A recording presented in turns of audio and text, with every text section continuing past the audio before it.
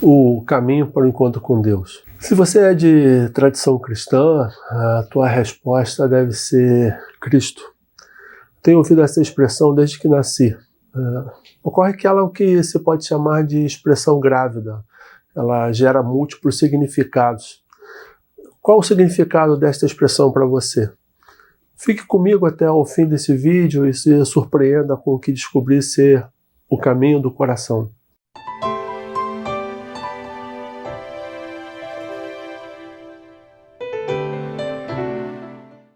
Tenho encontrado pessoas em constante busca por sabedoria. Algumas se dedicam ao serviço aos outros, outras ao estudo, outras a práticas religiosas. Após cerca de 40 anos de inquietudes, buscas, estudos, conversas, encontrei respostas que partilho com peregrinos como eu, que chamo de peregrinos da sabedoria perene. Não me proponho a falar sobre verdades absolutas nem dogmas, mas de experiências de vida, de sofrimento, de alegria, de dor e de amor. Faça a tua inscrição no canal, clique no sino para receber aviso sempre que postarmos novos vídeos. Visite o nosso site, me acompanhe em uma jornada de respostas, mas também de muitas outras perguntas. O ser humano normalmente se utiliza de 3 possibilidades de desenvolvimento pessoal e espiritual, associadas ou não a tradições filosóficas ou religiões. Os caminhos das atividades laborais, o físico, o caminho dos rituais e o caminho do intelecto. O primeiro é apelidado de o caminho do faquir, que é o caminho do corpo físico, nos quais predominam os instintos, os sentidos e os impulsos motores.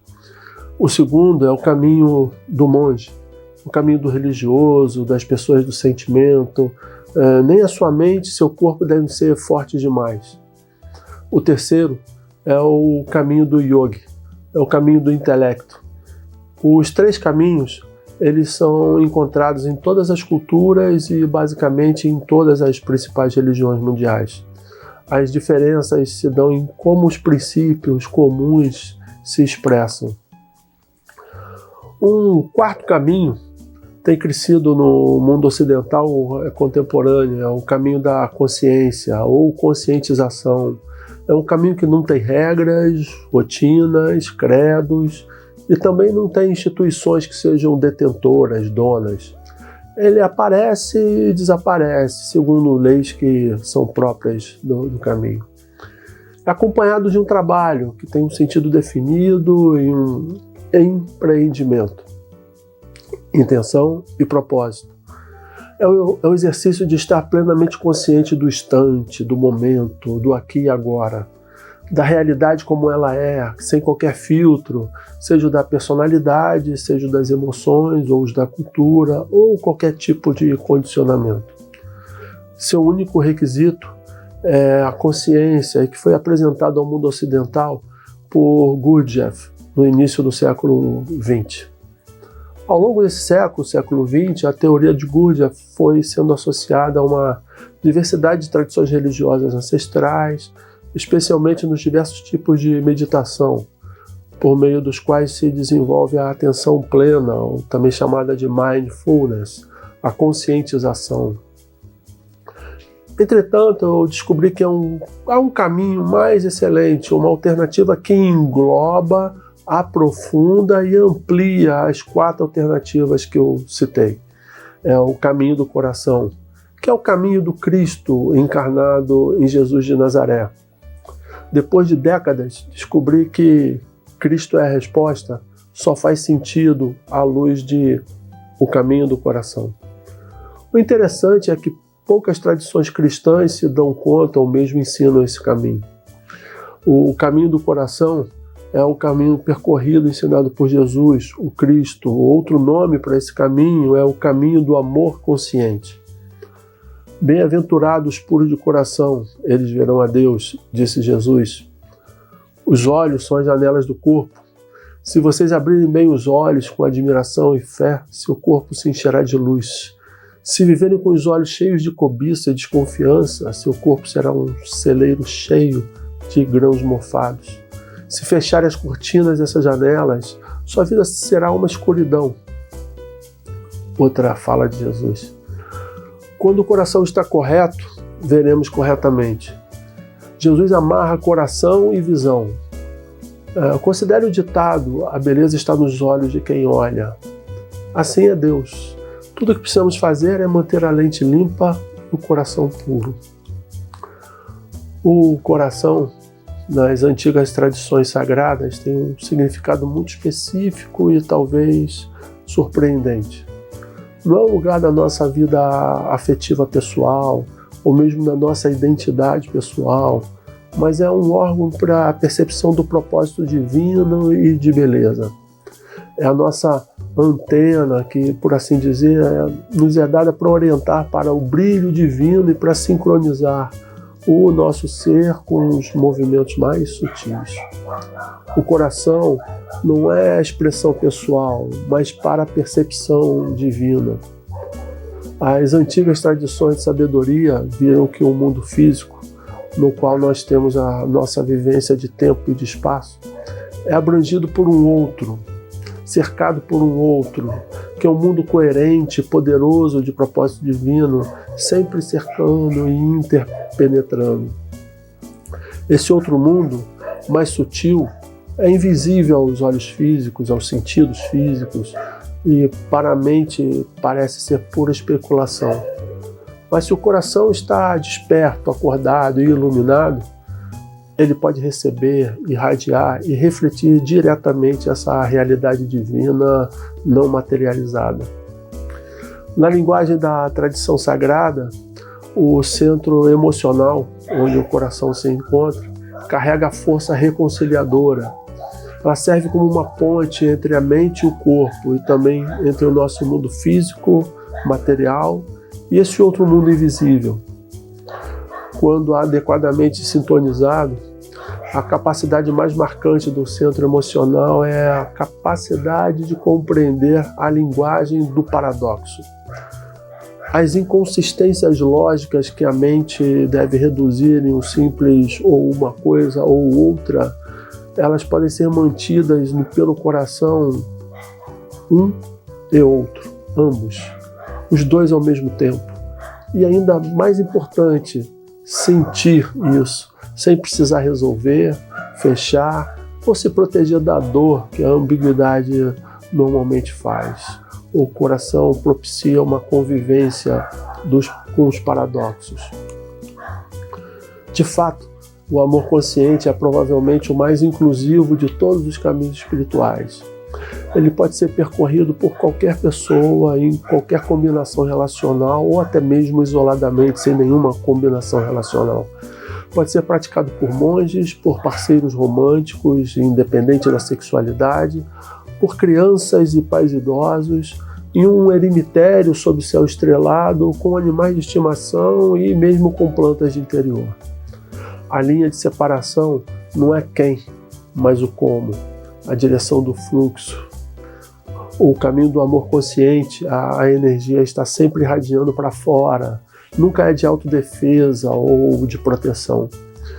O professor contemporâneo, Panikkar, ele capta sucintamente a essência desse movimento quando ele escreve: eu sou um com a fonte na medida em que eu atuo como fonte, fazendo com que tudo que recebi reflita novamente.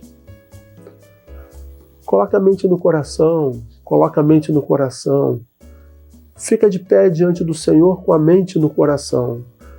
Página após página, a coleção sagrada, a Filoláquia, ou Filolaquia, depende da sua tradição.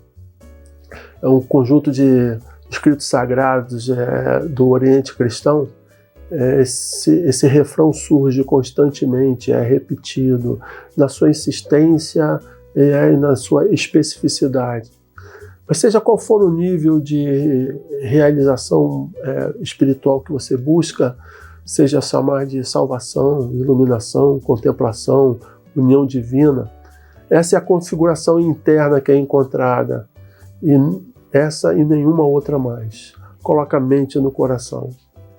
A pergunta que não quer calar é se esses antigos mestres espirituais realmente conheciam tão preciso e anatômico, Por que não tem tido mais importância em nosso mundo? A parte da resposta é que esse ensinamento antigo, nos ouvidos contemporâneos, inevitavelmente será ouvido através de um filtro inadequado. Em nossos tempos, a palavra coração passou a ser associada principalmente às emoções, em oposição às operações racionais, mentais. Assim, a instrução será, coloca a mente no coração, será ouvida como sair da mente e ir para as emoções, o que infelizmente é quase que o contrário do que a instrução realmente expressa ou orienta. Certamente é verdade que a língua nativa do coração é a percepção da afetividade através de um sentimento profundo. Mas pode ser um choque para os peregrinos contemporâneos saber que as coisas que hoje nos identificam com um sentimento de paixão de vida, drama, intensidade, emoção convincente, são qualidades que nos antigos tratados anatômicos estavam associadas não ao coração, mas ao fígado. São sinais de agitação, turbidez, um excesso de bile, em vez de sensação autêntica. Na verdade, eles são tradicionalmente vistos como os obstáculos para a vida sentimental autêntica, sabotadores que nos roubam a energia e distorcem a verdadeira natureza. E então, antes que comecemos a desbloquear a sabedoria desses textos antigos, é necessário deixar de lado o fascínio contemporâneo da emotividade como o caminho real para a autenticidade espiritual e retornar ao entendimento clássico, a partir do qual esses ensinamentos afloram e apresentam o coração em um papel muito mais espaçoso e luminoso. De acordo com as grandes tradições da sabedoria do Ocidente, as tradições cristã, judaica e islâmica, o coração é, antes de mais nada, um órgão de percepção espiritual. Sua função primordial é olhar para além do óbvio, para além da superfície das coisas e ver uma realidade mais profunda, que vem de uma profundidade desconhecida e que joga levemente na superfície dessa vida sem nela ficar preso. Um mundo onde o significado, a percepção e a clareza se juntam de uma maneira completamente diferente. Paulo, o apóstolo, falou sobre esse outro tipo de percepção com outro termo, um termo chamado, ele usou fé, a substância das coisas esperadas, a evidência de coisas não vistas. Mas a palavra fé também é, muitas vezes, não bem compreendida por uma mente linear. O que realmente significa não é um salto no escuro, como é normalmente interpretada, mas um visual sutil no escuro, uma espécie de visão noturna espiritual que permite ver com clareza interna, interior, o fio de ouro indescritível vislumbrado dentro do que realmente conduz a algum lugar. Quem pratica a atenção no coração experimenta aquela pura intimidade, como um tipo de ternura dourada que por vezes envolve um período de oração, mas também é vivenciada com tanta força, com tanta clareza, com uma largura interna que ressoa em perfeita sincronia, né, com tudo, com a infinidade do amor, com a infinidade de Deus. Não é de admirar que o aspecto encarnado da espiritualidade do coração seja tão importante. Pois é somente através da atenção concentrada no coração que essa experiência de plenitude e pertença se torna acessível. Na medida em que somos capazes de liberar o coração da sua escravidão de paixões, esse outro coração surge. Esse órgão de contemplação, de visão luminosa, de ação compassiva.